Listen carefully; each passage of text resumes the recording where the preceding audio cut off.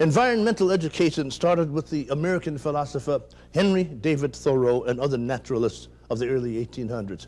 Their writings stimulated an interest in the natural world when we were first seeing the human impact on the environment. Educating the public is proving to be even more important today, and the lessons are coming from many different corners. On this field near Ennis, Montana, it's just another day of work for these sheep. Sure, it looks like they're doing what sheep normally do, but on this particular day, these sheep are doing more than just grazing. These sheep have been hired to manage the environment. You heard it right. The sheep were hired to graze on invasive weeds along the banks of the Madison River in order to renew and refresh the vegetation in this major trout fishing bed. While it might not be what you expected, the reality is that more and more unwanted plants are trespassing across millions of acres in the U.S. Grazing for hire sheep operators are called upon to help control everything from invasive weeds to dry, fire-hazardous brush on both private and public lands. Well, there's several different vegetative problems throughout the U.S. In this particular case, we're working with what's called spotted knapweed, which is an infestation that just kind of overtakes the native grasses. In some places where the infestation is very large, we may not be able to completely eradicate the problem, but we can put together a sustainable plan. Because vegetation regenerates itself, subduing unwanted species and promoting desirable ones is a continuous process. It may take several years before unwanted vegetation is wrestled into submission. Although sheep are most commonly known for wool and meat production, targeted grazing is gaining a foothold across the country, giving added value to sheep and their producers. Tom Huber is a sheep producer in Georgia who has witnessed the positive effects targeted grazing has had in a designated open space near his farm. Today, he is getting a closer look at this natural approach to enhancing the landscape. I think targeted grazing is a useful biological tool to combat these invasive plants. And another useful aspect of this is that the nutrient content of these invasive plants is quite high sometimes, surprisingly more than one would think. So it's a source of nutrition for our animals also. This effort is nothing to be sheepish about, as non-native weeds can cause $50 billion annually in environmental and agricultural damage. Employing sheep to graze in targeted areas plays an important role in the ecological well-being of our planet.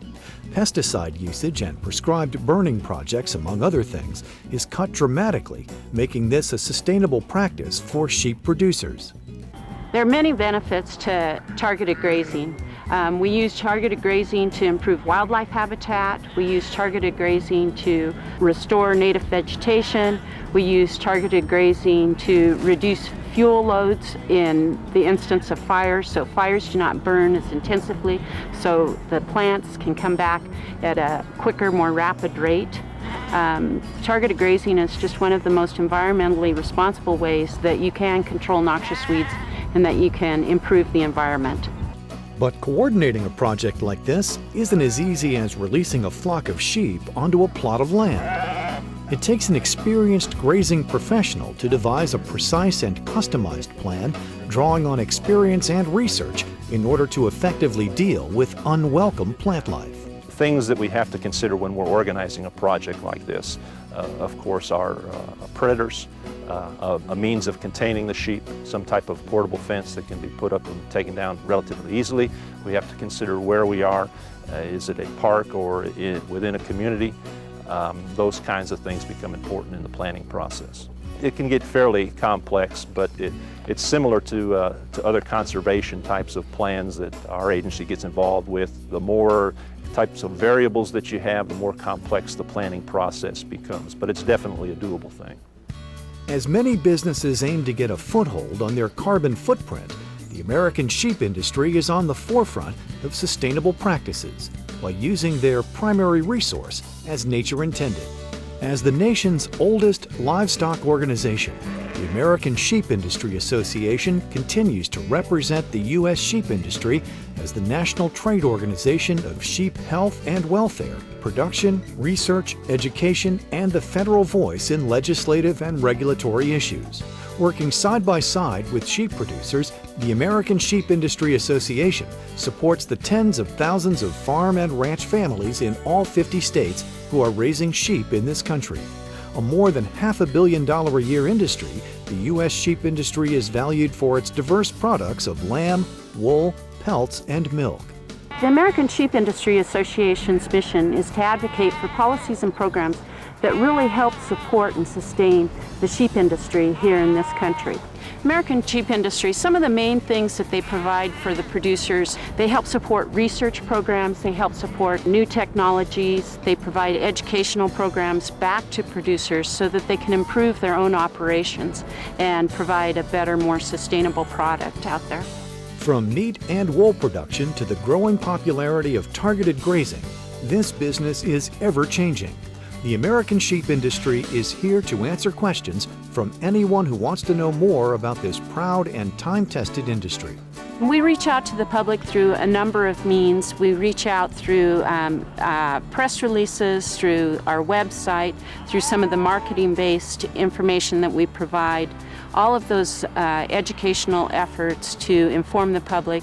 This piece about targeted grazing is an effort to show the American public what we are doing out there in using targeted grazing, or as some people call it, conservation grazing, to improve wildlife habitat and to improve the environment. Well, as a fifth-generation sheep rancher in the state of Montana, we've been involved with the sheep industry in all ways, shapes, and form for as long as generations have been around. So my father and my grandfather were both president of the Montana Wool Growers Association, and in that respect they represented the state of Montana at our national conventions and within the American sheep industry. So the American sheep industry has given a lot back to us in forms of policy, but also allowing the landowners to share their results and their different knowledge, especially about this targeted grazing or conservation grazing as well. So it gives us an opportunity and a way to get together to understand what we can better do, not only to help us survive as an industry, but also help the communities around us and the land and help preserve it, which is an example of what we're doing here with the conservation grazing. We hope this program has been an inspiration to you and all you hope to achieve. Be sure to join us next time as we continue to profile the people and ideas changing the way we live. I'm Lou Gossett Jr. To learn more about the legacy of American sheep, log on to sheepusa.org.